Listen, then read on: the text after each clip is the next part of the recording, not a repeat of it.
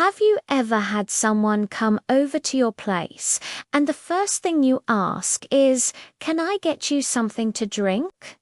A glass of water, some tea, maybe a coffee.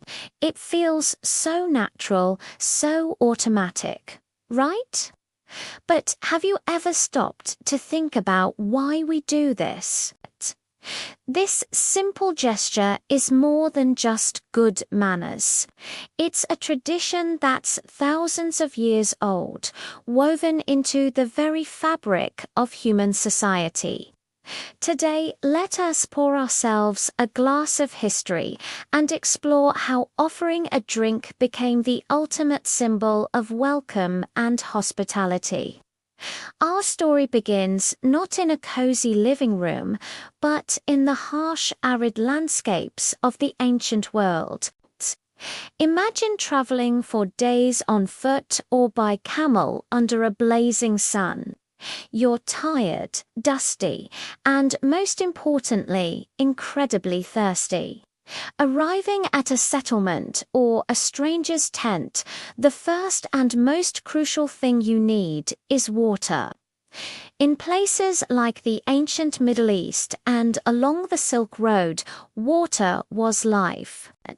Offering a weary traveler a cup of water wasn't just a polite gesture, it was a life-saving act. It was a sign that you were entering a safe space, a sanctuary from the dangers of the outside world. This act of providing water became the fundamental rule of hospitality, a sacred duty. As societies evolved, so did our drinks. In ancient Greece, they had xenia, their concept of guest friendship, which was a divine law protected by Zeus himself. When a guest arrived, they were offered a bath and fresh clothes, and, of course, a drink, often wine mixed with water. This wasn't just about quenching thirst, it was a ritual. Sharing wine symbolized sharing your resources and creating a bond. It was a way of saying, "What's mine is yours, at least for tonight." It leveled the playing field between host and guest, turning a stranger into a temporary member of the family. The Romans adopted and expanded on this, with grand feasts where wine flowed freely, cementing social status and political alliances over a shared cup. Fast forward to the medieval period in Europe. The roads were dangerous, and inns were few and far between. Monasteries often served as safe havens for travelers. Monks, known for their brewing skills, would welcome visitors with a tankard of ale or beer. At the time, water sources were often contaminated and unsafe to drink, so beer was a much safer, more nutritious alternative. Offering a traveler a beer wasn't just hospitable. It was a way of protecting their health. It was a practical act of care, reinforcing the idea that your host was looking out for your well-being. This tradition of offering a locally brewed drink is something we still see today when we visit a friend and they offer us a craft beer from a nearby brewery. Then came the age of exploration and trade. New and exotic beverages started circling the globe. Coffee from the Middle East, tea from Asia, and chocolate from the Americas. These drinks were initially luxuries reserved for the wealthy.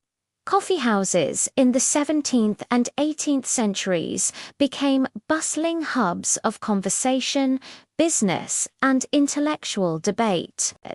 Inviting someone into your home for a cup of tea or coffee was a display of worldliness and social standing. It was an opportunity to showcase your good taste and share a rare treat. The ritual of preparing and serving tea, especially, became an art form in many cultures. Like the Japanese tea ceremony, turning a simple drink into a profound experience of mindfulness and respect. So, the next time you offer someone a drink or someone offers one to you, take a moment to appreciate the depth of that simple question. You're not just offering hydration, you're participating in an ancient ritual that says, "You are safe here." You're channeling the spirit of ancient Greeks who shared their wine, the monks who offered life-sustaining ale, and the 18th century hosts who shared the latest exotic beverage.